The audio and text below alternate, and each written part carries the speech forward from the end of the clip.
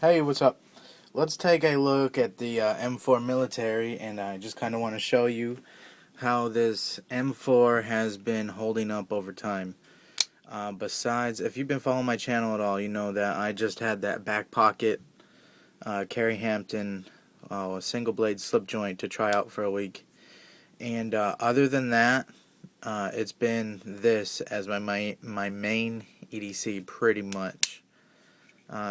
Straight a few days here and there, but pretty much you could say I've got a good solid 30 days at least of use on this knife, and pretty constant use, and use with food, with no oil on the blade, and you can see there's no rust at all, but there's definitely a patina happening. So I figured I'd check in because I am going to refurbish this blade tonight. So I might as well catch on video. You can see a few discolorations here.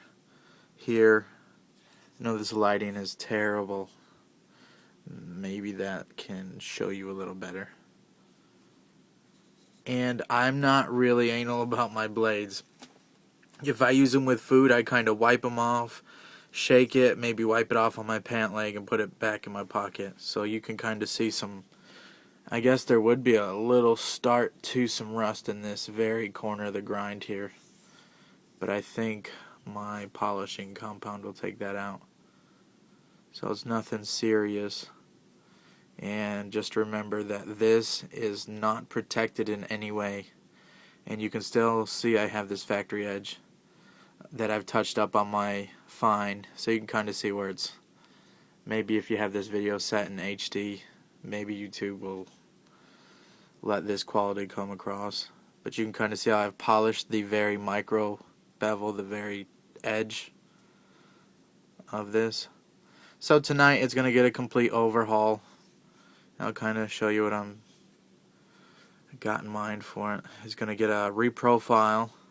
Not much. I will lay this angle back a little bit. And of course a high polish like a mirror. And I've already washed the knife out and dried it. I'm not going to take it apart. Not yet. We will do that on camera when I do that.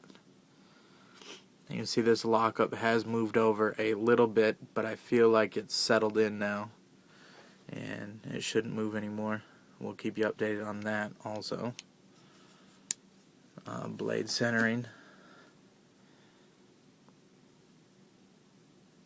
Still dead center here. The camera may show it looks a little biased to the G10 side, but I can assure you it's centered in there. There's kind of the camera angle here.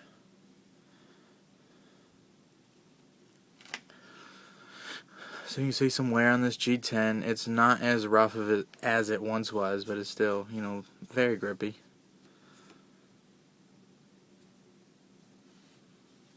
And maybe you can see some dings and stuff on this pocket clip. But anyways, the M4 has been awesome, just as I expected it would be. I'm a pretty, not heavy knife user, but I cut, much like you probably do, I cut everything I possibly can. If some cardboard's going in the recycling bin, I'll cut it down to 6-inch by 12-inch strips, so it'll all lay in my recycling bin just right.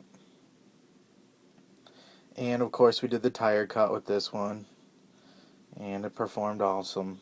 Once I get this edge reprofiled, I'm going to do the other side of the same tire, just to see what kind of difference that makes. I just really want you guys to see some of this. This isn't rust,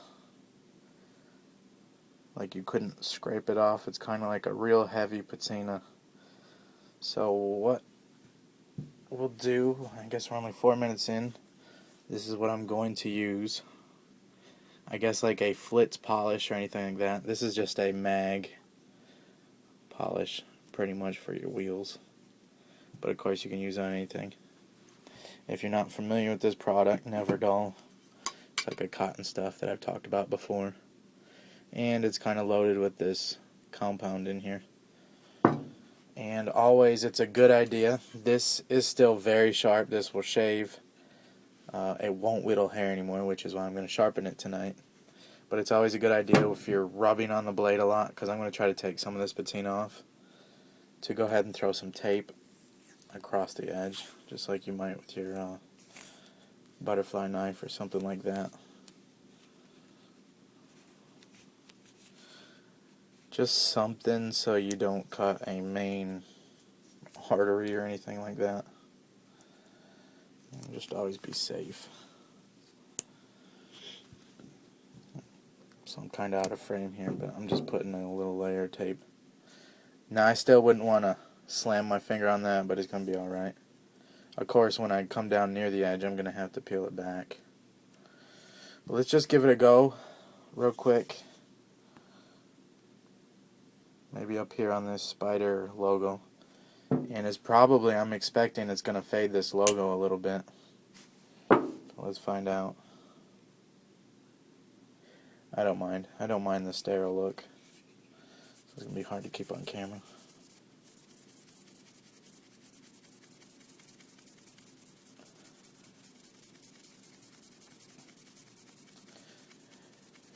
And I don't edit my videos very much, so maybe you can just fast forward for a couple seconds here. Let's see what this does. You can see it's kind of rubbing off on this compound. This wadding polish, I guess it would be.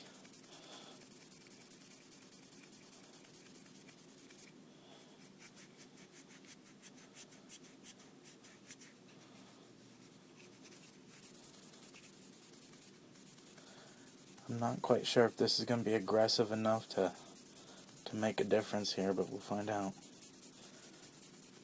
Alright, let's just wipe this off and see what we did. Love the way this polishing compound smells.